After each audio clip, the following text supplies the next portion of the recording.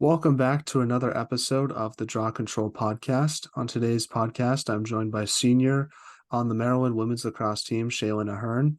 Shaylan won the 2023 Big Ten Midfielder of the Year award and was a aIWLCA third team All-American. She also helped lead the Terrapins to a Big Ten championship in 2022. Shaylan, thank you so much for coming on the podcast today, and how's everything going? Yeah, everything's going really well. I lost my voice a little bit, so that's the only downside, but everything else is going really well. Well, that's good to hear. And obviously, this past weekend, summer officially came to a close. So, how was your summer, and did you do anything interesting, whether it was lacrosse related or not?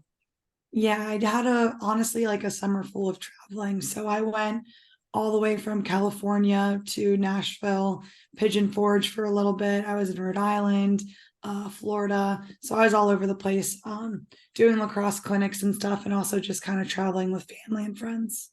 Nice. Which place was the most fun to visit, in your opinion, this past summer? That's a hard question. Either Nashville or California. I went to like Monterey area, so it was like the mountains and the water all in one. It was gorgeous. So one of those two for sure.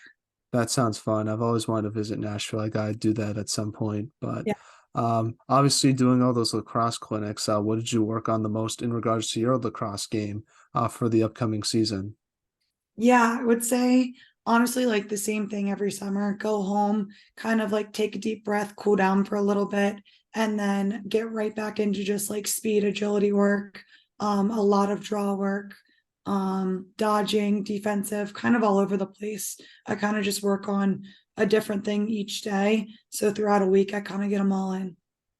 Now, obviously, you're a fifth-year player this season, so what type of leadership do you want to bring towards the team? Would you consider yourself more of a vocal leader or lead by example type of player?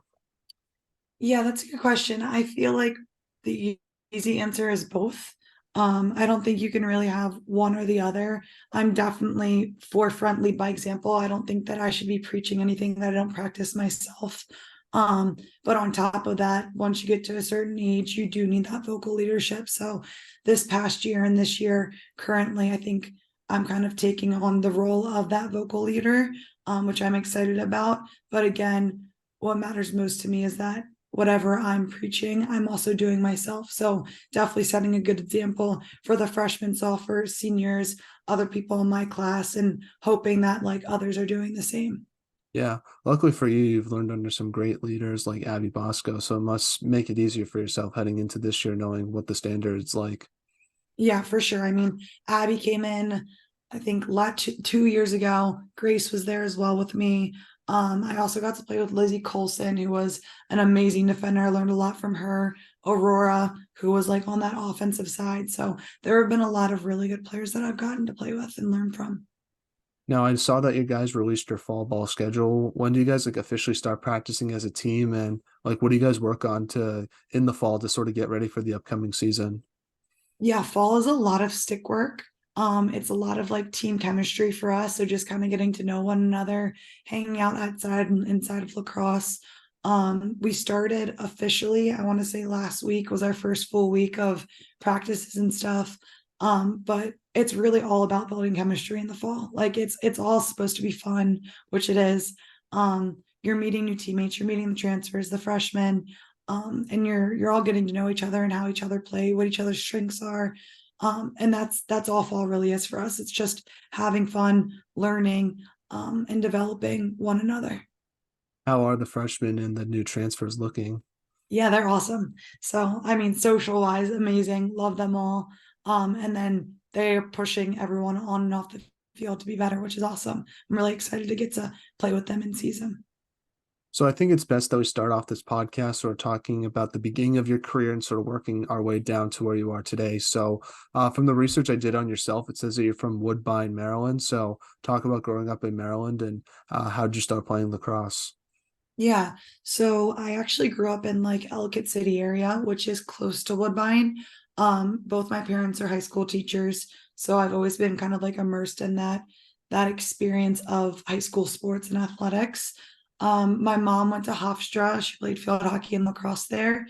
And then my dad, he went to Albany and was on track to play baseball, but then had some medical conditions, so he couldn't. So kind of collegiate sports has also been on my radar for a really long time. And I just grew up around the sport of lacrosse. My mom coached it nonstop. She was coaching girls that went to Maryland. So I always grew up coming to the Maryland games. And I just from the time I was probably 4 or 5 years old, wanted to go to Maryland. And knew that's what I was building towards. So I was playing with like a Maryland stick, Maryland shoes, all that stuff when I was in like third grade, because all of my mom's players had played for Maryland and given me all their stuff. So that's kind of like my experience with lacrosse growing up, I would say, in Maryland. Nice. And obviously you were a Maryland fan growing up, like you mentioned. But who was like your favorite player as a kid from those Maryland teams that you sort of looked up to and try to model your game after now? Yeah, I mean, there were tons.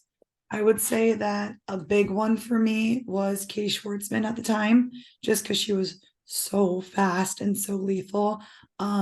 Christy Black babysat me, so I thought she was the coolest person in the whole world. Alex was really good friends with Christy, so I grew up kind of always being around her as well. Trying to think. Obviously, Taylor was a huge influence as I got older. Just seeing how like dominant she was on the draw. Dana Doby, who's like way back when, not to age her, but she's now coaching for Loyola. She has helped me a lot with the draw as well, and just how to like love and be creative in the game of lacrosse. She was a huge influence for me. So I'd say those are like the main players that impacted the way that I kind of view lacrosse. Now, before college, you played for your high school at Glenelg County, and you also played club lacrosse for Heroes. So, what was your experience like playing for both those teams, and what's like your favorite memory you have in your pre-college lacrosse days? Favorite memory is hard. So I went to Glenelg Country School, which is the private school in like that Glenelg area. And I got to be coached by Brian Reese, who's actually Kathy's husband. So he kind of like brought me into the Maryland culture before I was even in here. He just like a lot of his values when it comes to lacrosse are the same as Kathy's. So it kind of gave me a taste of what Maryland was going to be like, which was really nice. As for Heroes, my mom is actually the president of Heroes. So I played for my mom and then also for my mom's, I guess, organization, her non for profit. Um, and so favorite memory, I mean, all of those tournaments were just like so much fun. You were surrounded by like your best friends at all times, playing like 8 games a day. And for some reason, I never was sore afterwards. Now I play like a game or two and I can't feel my legs. Um, but I would say that that was definitely the best part, just getting to spend an entire weekend in a hotel with your best friends playing lacrosse because you just wanted to and you loved the sport, loved the game, loved the camaraderie. Yeah, I don't want to age myself as a college student, but you definitely miss being a kid and not feeling sore all the time after you play. I feel like it's starting to become more common now, and I'm assuming it's only going to get worse as I get older. So Unfortunately. now for you, talk a little bit more just about how your experiences with Glen Elg and Hero sort of helped prepare you for college lacrosse and made that transition easier for yourself. Yeah, I think again, I was really fortunate to have my mom be a big part of my journey. Um, she just knows a ton of people in the lacrosse world, and she also knows how everything works and operates.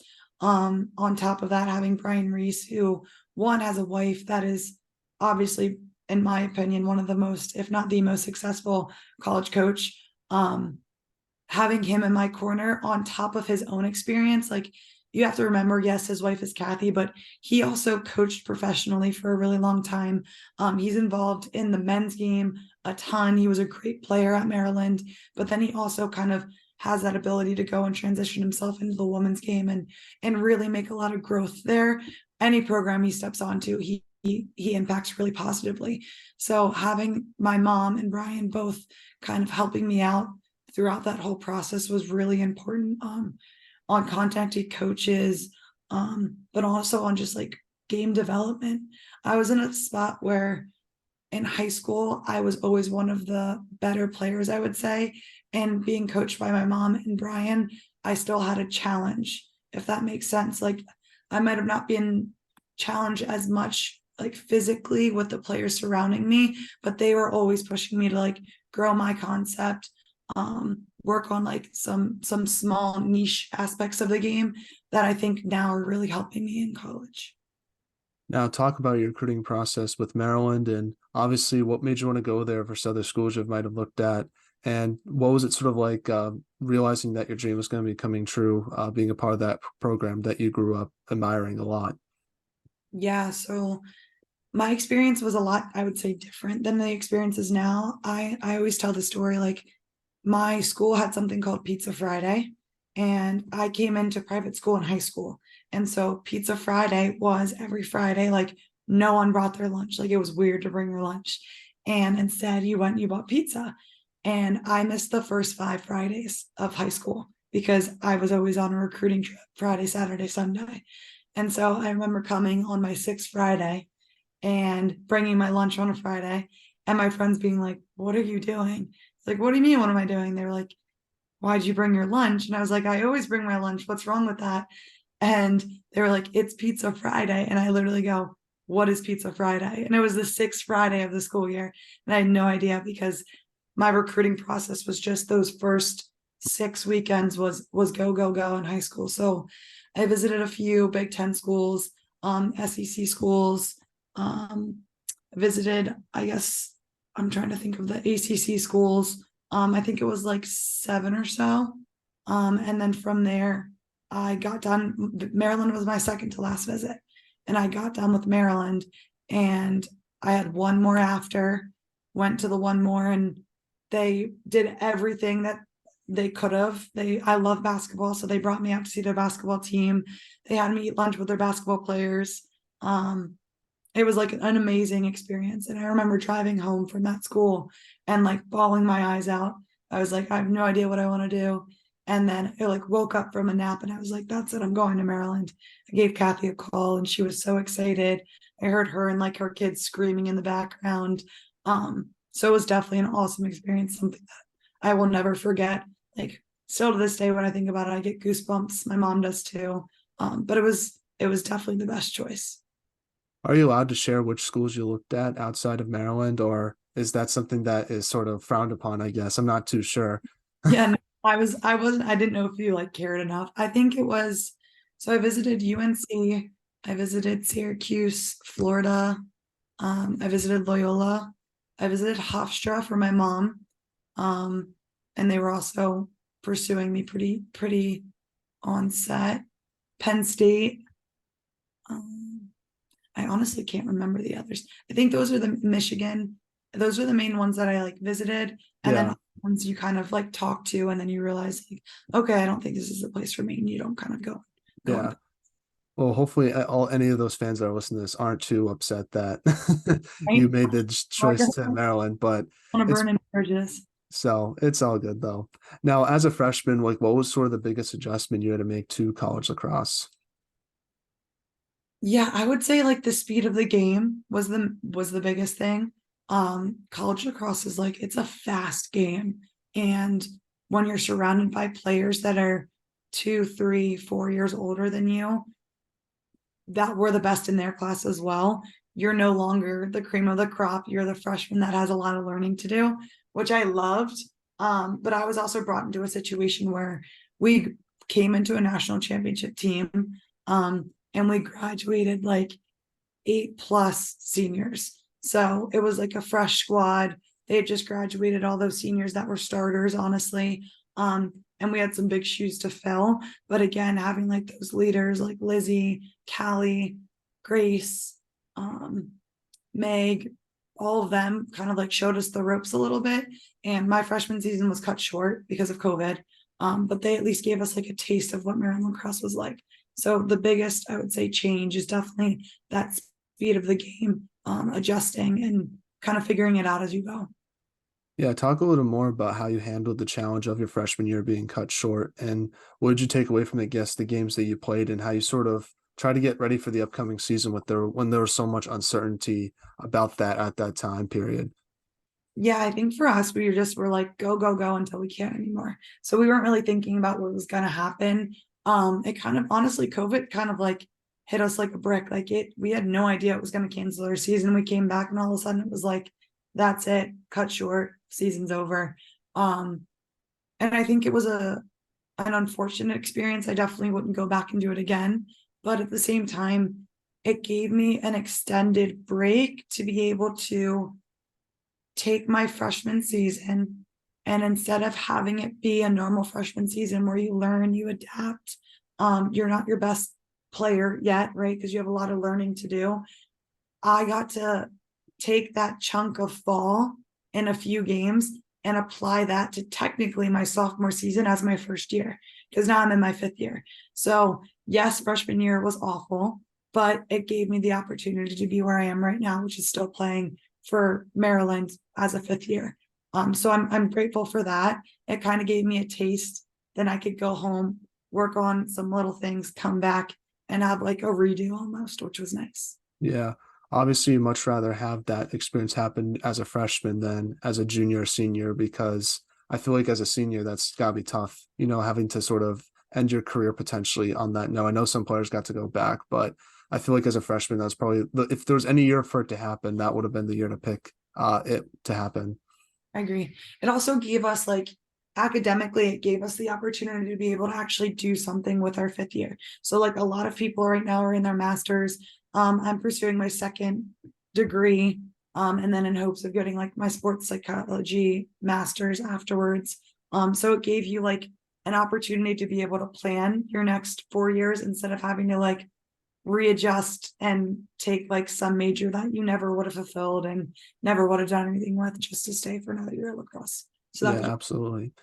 Now, obviously, you're one of the best draw control players in the country. It's fine. I'm finally glad we got to have you on because of that reason, because of our name, the Draw Control Podcast. So I do want to ask you, how do you work on that part of your game, and what's your strategy in regards to your draw controls? I don't want you to reveal all your secrets just in case there's any opponents listening to it, but I'm just curious if you can give any sort of insight on how you work on that part of your game, because every time I watch your highlights of your draws, I just see the intensity in your eyes and sort of like how much you want to win, and how it seems like you definitely like take that part of your game very seriously.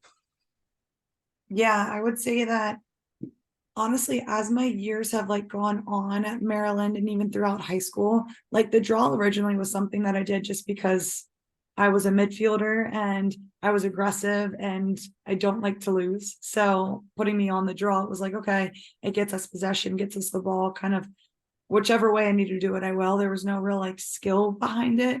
Then once I got to high school, I was like, wait a minute, like I think if I have a different approach to this, I can make it a lot easier for myself and my teammates, and actually know where I want to put the ball and how to put it there and how to let my teammates know where it's going. So I started to really kind of dive into just that specialty almost. And I learned a lot. Jenny Michaels, who played at St. Joseph's a while back, she actually taught me how to do the draw when I was really young. And her, I don't want to say philosophy, but her technique is what I still use to this day, just like with a little bit of my own spin on it. Um, Again, I'm not going to say everything I do because of the reason that you were talking about, but I do spend a lot of time with it. It's a lot of like whistle reaction work. It's a lot of strength training in your wrist. Um, Conceptually, it's like knowing the pressure of where the ball is and where the other opponent is trying to go, and being able to have like your first draw where you're controlling it, and also your second, third, and fourth draw where you can react to where they're putting it.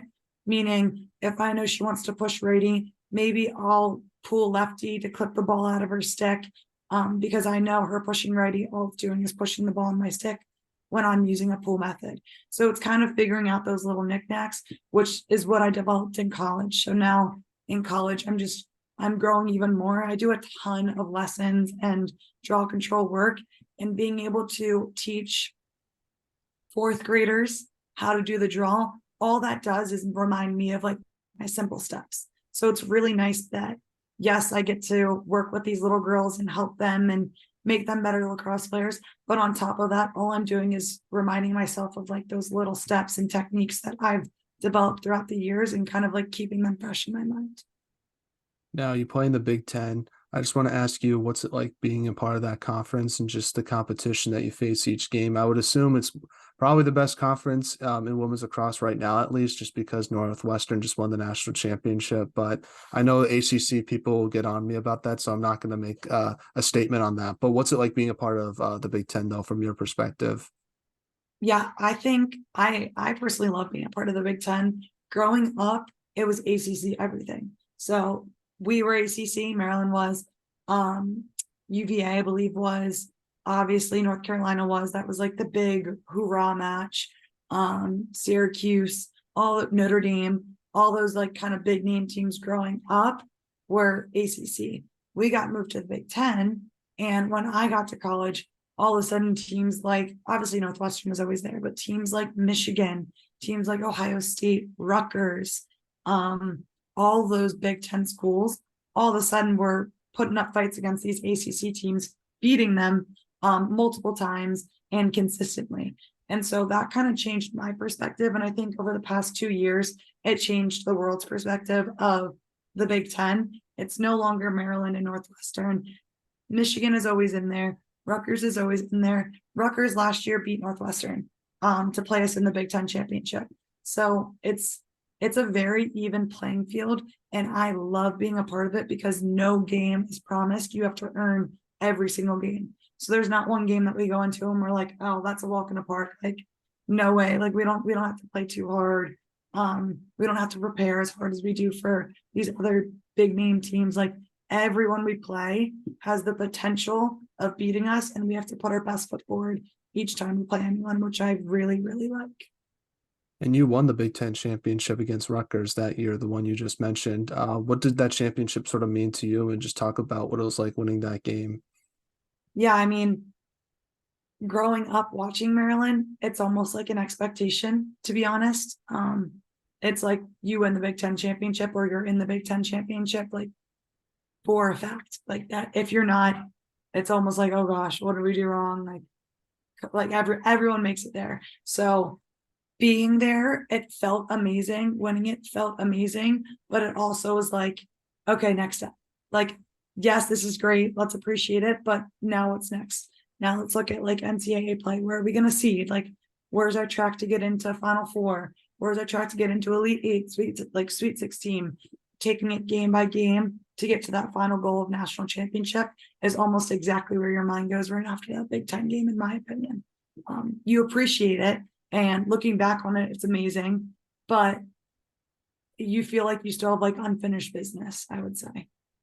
In that year, you guys did make it to the Final Four, which was in Baltimore. So, what was that sort of experience like, both on and off the field, getting the chance to play those big games? And unfortunately, you lost to BC that year. But what did you take away from that run that you think is going to help out your team for this for your final year of eligibility? Yeah, so it's still a hard pill to swallow, but we that was, I always say, like looking back on it, best and worst experience all in one. Like stepping out on that field, like looking down at my chest, seeing Maryland, being in Maryland, having my family in the stands, the alumni in the stands, was literally the coolest feeling ever. Whistle blew, probably numb for the first 5 minutes, and then kind of like clicked in and was just almost in like a flow state of like autopilot, like let's go, not even realizing what was around me, and just playing the game until that final whistle blew, and you look up at the scoreboard and you're down by one, and you lost in the last 20 seconds, literally.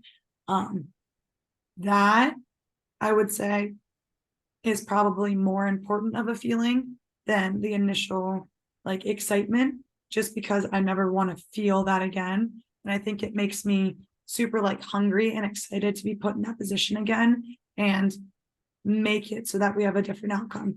Like control the controllables a little bit more, focus a little bit harder, make one more play, and that game's ours. And we're in the national championship game, which is a goal of mine. So I think that, am I glad it happened? No, in many ways, but yes, it's built me as a player, and it's gonna, in the long run, I think benefit me, which is nice. Now, individually, I think a lot of people know you as sort of a draw specialist, but outside of that, what do you think's been the biggest improvement you've made to your game throughout your time with Maryland? That's a good question. I think in high school I was more of a, I don't want to say like, it was more like, okay, give the ball, clear out a side, ice out, drive, score.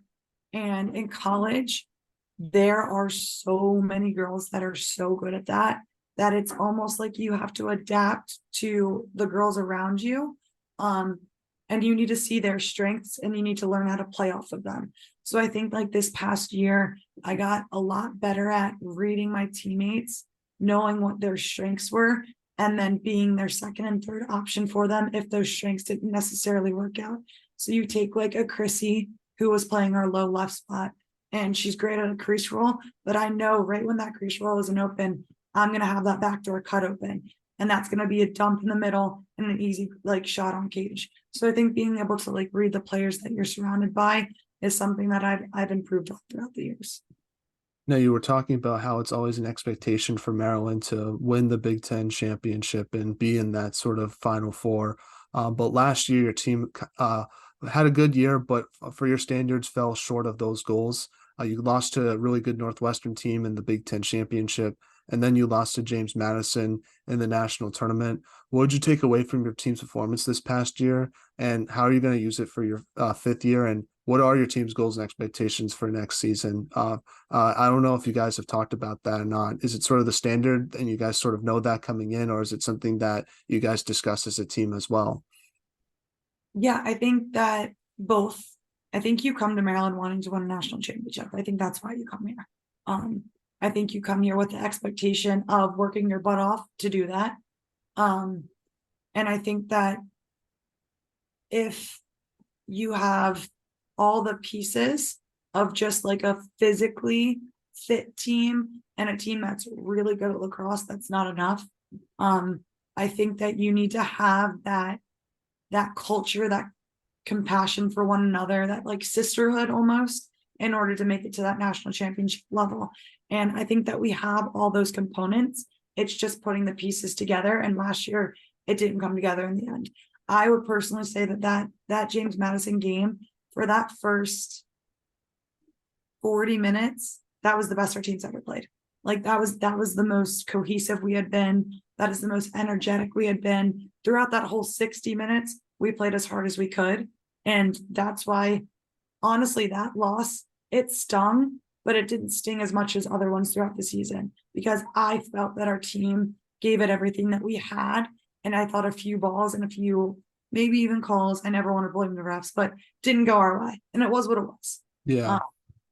So I would say that looking for this year, those expectations of just like building great chemistry with one another, loving the sport that we play, knowing your why, like why you're here in the first place. Like we're all here because we love the game of lacrosse and we want to be the best at it. That's why you come to Maryland. You come to Maryland also, yes, to win a national championship, but like underlying that is just a love for lacrosse. It's a love for the game, and it's a love for being like as competitive as possible and playing at the highest level.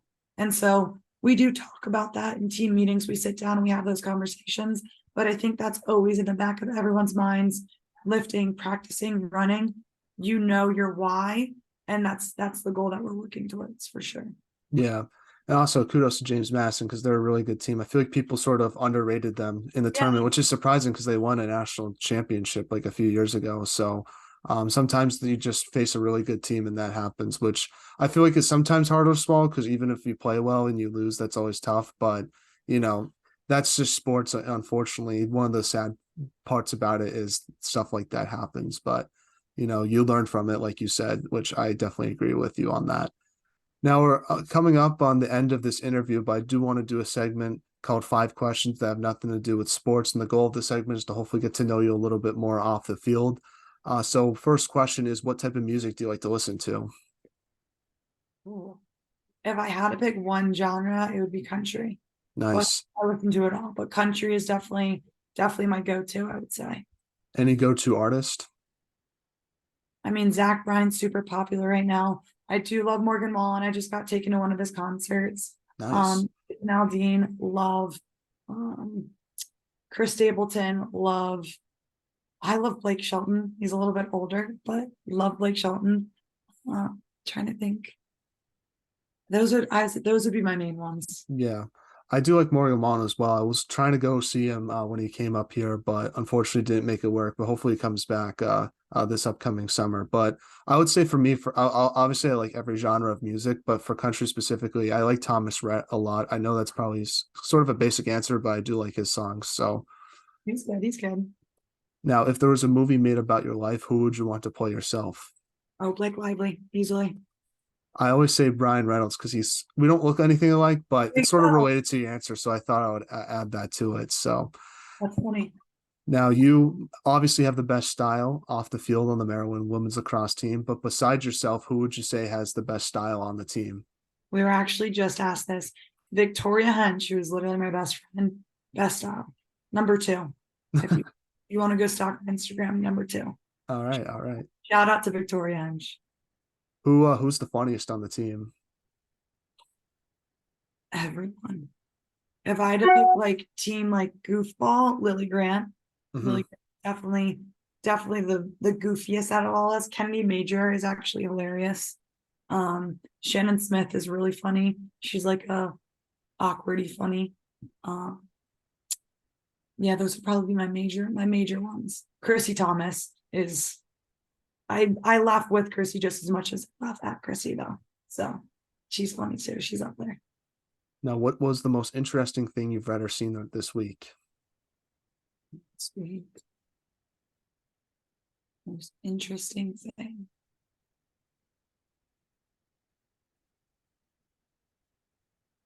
Oh, I saw one of our men's lacrosse players like standing outside and he was with a bunch of cops. And we were like, oh, that's not good. What's going on? And we talked to him afterwards and someone broke into his house, stole his computer, his laptop, his keys, Oh, went to wow. the garage, beeped his car and stole his car. Wow, that does not. That's the most interesting thing. Well, hopefully he finds a way to get his stuff back. That sounds awful. Awful, awful. But yeah, that was definitely the most interesting thing that happened for sure. Now, last non-lacrosse question is if you could have lunch with anyone in the world, who would it be and why? Pink, the singer. She's one, I love her music. She's probably my favorite artist. Two, she's like the most, I can't say the word, but like she's just, I don't know. Badass. Yeah, that Yeah. she's just amazing. And I love like everything that she just doesn't, she's honestly completely herself no matter what.